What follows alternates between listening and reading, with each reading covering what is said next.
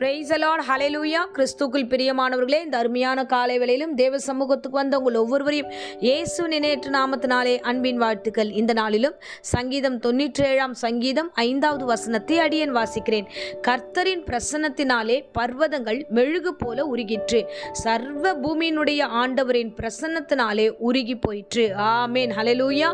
அருமையான வார்த்தை பாருங்க.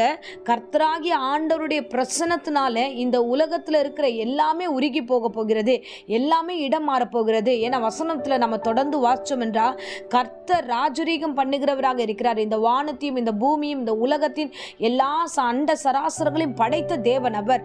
அவருடைய பிரசன்னத்துல ஒன்றுமே நிலைத்திருக்க போவதில்லை. நம்ம பார்க்கிற இந்த வானங்கள் பார்த்தீங்கன்னா அவைகள் எல்லாம் ஒரு புத்தக சுருளை போல அது சுருட்டப்படும் என்று வேதம் நமக்கு சொல்லுகிறது. அல்லேலூயா.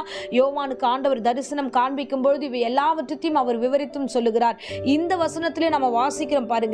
தேவனுடைய பிரசன்னத்தினாலே பர்வதங்கள் மெழுகு போல உருகி போயிற்று.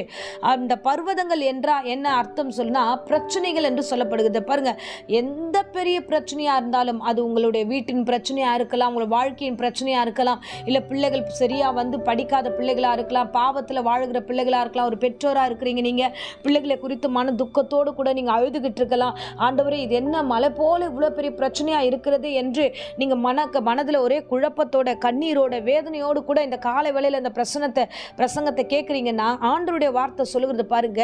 தேவனுடைய பிரசன்னத்தினால, தேவனுடைய மகிமையினால தேவன் இறங்கி வரும்பொழுது அவைகள் எல்லாமே மெழுகு போல உருகி போயிற்று. ஆமென், அல்லேலூயா. இந்த பர்வதங்களே உருகி போகும் என்றால், இங்க சுற்றி இருக்கிற வானங்களே சுருட்டப்படும் என்றால், இந்த உலகத்தினுடைய எல்லா நிகழ்வுகளும் தடமாறி போகும் என்றால், நம்முடைய பிரச்சனைகள் எம்மாத்திரம். அல்லேலூயா. சோ நம்ம பிரச்சனைகளை குறித்து பெரிதாய் நாம் யோசித்துக் கொண்டிருக்கிறோம், சூழ்நிலைகளை கண்டு நாம் பெரிதாய் யோசித்துக் கொண்டிருக்கிறோம். இல்ல, இந்த பிரச்சனைகளையும் சூழ்நிலைகளையும் கர்த்தர் நமக்கு சாதகமாக, அதை ஆசீர்வாதமாகவும் மாற்ற வல்லவராய் இருக்கிறார். ஏன் தெரியுமா? 11வது வசனத்துல தொடர்ந்து வாச்சோம் என்றால் வசனம் சொல்லுகிறது, நீதிமானுக்காக வெளிச்சமும் செம்மையான இருதயத்தில் உள்ளவர்களுக்கு மகிழ்ச்சியும் விதைக்கப்பட்டிருக்கிறது. சோ நீதிமான்களே, கர்த்தருக்குள் மகிழ்ந்து நீங்க அவருடைய பரிசுத்தத்தை நினைவு கூறுதலை கொண்டாடுங்கள். உங்களுக்காக வெளிச்சம் உண்டாக்கப்பட்டிருக்கிறது, உங்களுக்காக மகிழ்ச்சி விதைக்கப்பட்டிருக்கிறது. ஆகையால நீங்கள் சோர்ந்து போக வேண்டிய அவசியம் இல்லை. என் தேவன் எல்லாவற்றையுமே உங்களுக்காக உருவாக்கி வைத்திருக்கிறார். ஆமென், அல்லேலூயா. சோ தேவனுக்கு முன்பதாக இந்த வசனத்துக்காக காத்திருக்கிறீங்கன்னா, கண்டிப்பா அந்த வசனத்தினுடைய வார்த்தைகள் உங்களுக்கு ஜீவனாய் உயிராய் ஆண்டவர் உங்களை ஆசீர்வதித்து நடத்த போகிறார். பாருங்க, இந்த வார்த்தை உங்கள் வாழ்க்கையில போய் உயிர் தர போகிறதா இருக்கிறது. ஆமென், அல்லேலூயா, ஹல்லேலூயா. எசேக்கியேலை குறித்து ஆண்டவருடைய வார்த்தை சொல்லுகிறார். எசேக்கியேல் தீர்க்கதரிசியை பள்ளத்தாக்குல கொண்டு போகிறார். உலர்ந்த எலும்புகள் எல்லாம் விழுந்து கிடக்கிறது. இவர்கள் உயிரடையுமா அப்படின்னு கேட்கும்போது, ஆண்டவரே, அது நீரே அறிவீர் என்று அவர் சொல்லுகிறார். நீ பார்த்து அந்த எலும்பு கூடுகளை பார்த்து நீர் உயிரடைவாயாக என்று சொல் அப்படின்னு ஒரு வார்த்தை சொல்லும்போது, அந்த எசேக்கியேல் தீர்க்கதரிசி அந்த பள்ளத்தாக்குல நின்று கொண்டு அவர் சொல்லுகிறார், உலர்ந்த எலும்புகள், உணர்வற்றவர்களாக, அவங்க கிட்ட ஒன்றுமே இல்லை.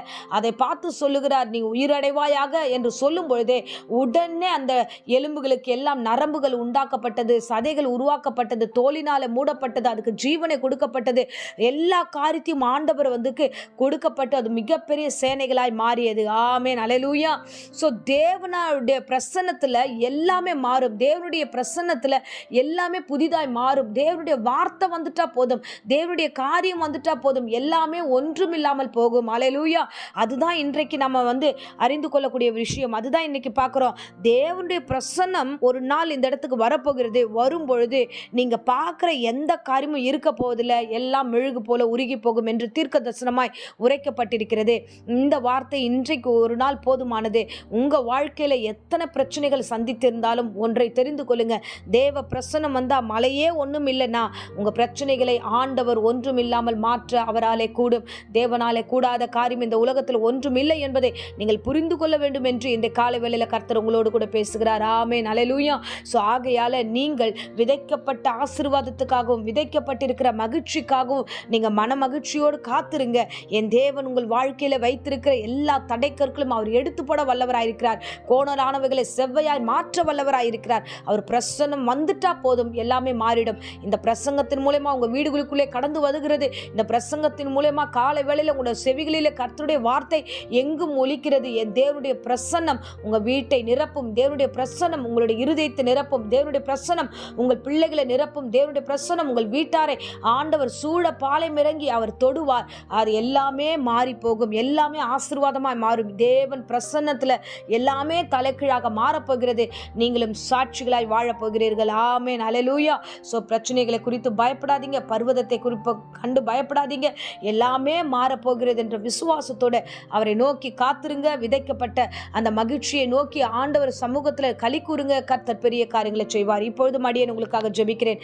அன்பு ரட்சகா, இந்த அருமையான தருணத்தில் பிள்ளைகளுக்காக ஜெபிக்கிற ராஜா, மலை போன்ற பிரச்சனைகளை பார்த்து ஆண்டவரே கர்த்தாவே அப்பா சோர்ந்து போன ஒவ்வொரு உள்ளங்களுக்காக ஜெபிக்கிறேன். ஆண்டவரே உம்முடைய பிரசன்னம் ஒன்று போதும், இவை எல்லாம் மாறி போகும் என்று, மெழுகு போல உருகி போகும் என்று எனக்கு தீர்க்க தரிசனமாய் சொன்னீர். அதற்காய் நன்றி.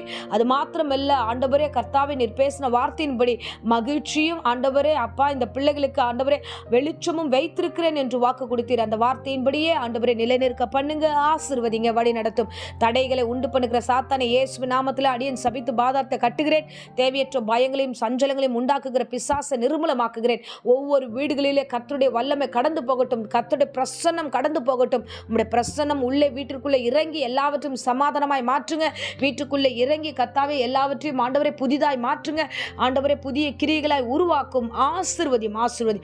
இயேசுவின் நாமத்தினால ஒவ்வொரு பிள்ளைகளையும் ஒப்பு கொடுக்கிறேன். இந்த வேளையில கூட கர்த்தாவே யாராகிலும் வியாதியோடு பலவீனத்தோடு சோர்வோடு பயந்து போயிருந்தா எல்லா வியாதி பலவீனங்கள் இயேசு நாமத்தில் நீங்கி போகட்டும். சளி ஜுரம் எல்லாம் ஆண்டவரே எல்லா காரியமும் ஆண்டவரே அப்பா கர்த்தாவே பூரண சுகம் உண்டாகட்டும். இந்த காலை வேளையிலும் ஆண்டவரே கிருபையா இறங்கி தொட்டு ஆசீர்வதித்து வழி நடத்துங்க.